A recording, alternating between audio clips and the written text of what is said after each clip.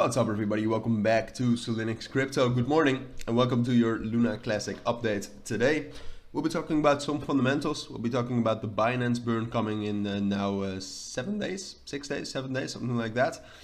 And just in general also the technicals. I mean, there are some interesting things we can say about it, not necessarily about the last 24 hours because volatility of the entire crypto market, or at least of Bitcoin, which is more than half of the market, or at least a big portion of it, has been at its lowest point ever since 2017.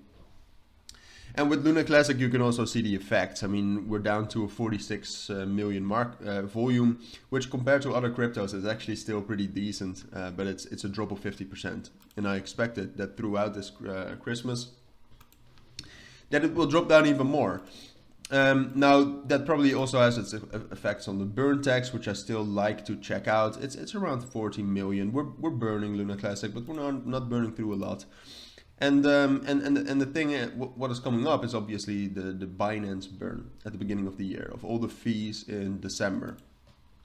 Now yesterday I made a thumbnail with where it said like huge Binance burn or huge burn coming again, and I kind of have to nuance that. Because it's probably not going to be a huge burn. If you take a look over the last month, you can see that the volume at times was decent, but like compared to November, we still had days where we had a lot of volume, and in December you can already see that has dropped down. So it's probably going to be less than what we had in December.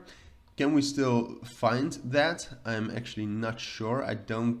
Oh, you know, we might actually be able to find it.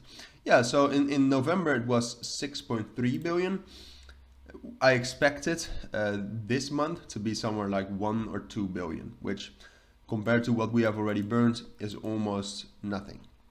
All right, so it's not going to be a huge burn. It's going to be a burn. We might still see some bullish momentum ahead of it, but we're probably not going to get a move like this.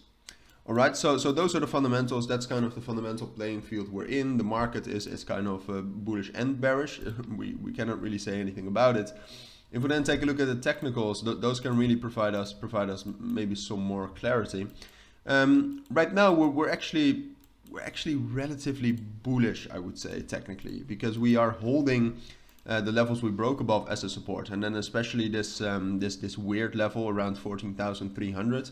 I mean, you can see, and I'm going to delete this right after, but you can see that there's some sort of a support level right here. Very small, but that's holding, and that's holding is a bullish confirmation. We're probably also holding some fib levels, but they are very minor as well. It's just that there's not a lot of volatility, so then it's easy to hold support levels.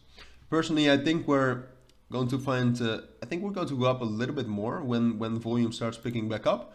I think we can reach into 15,000, but at this point of time, given the technicals, but also given the fundamentals, with then especially the Binance burn, but also everything that happened regarding the proposals in the last month and stuff, I don't think it's strong enough to break through that. I think at 15,000, that's too strong of a resistance level.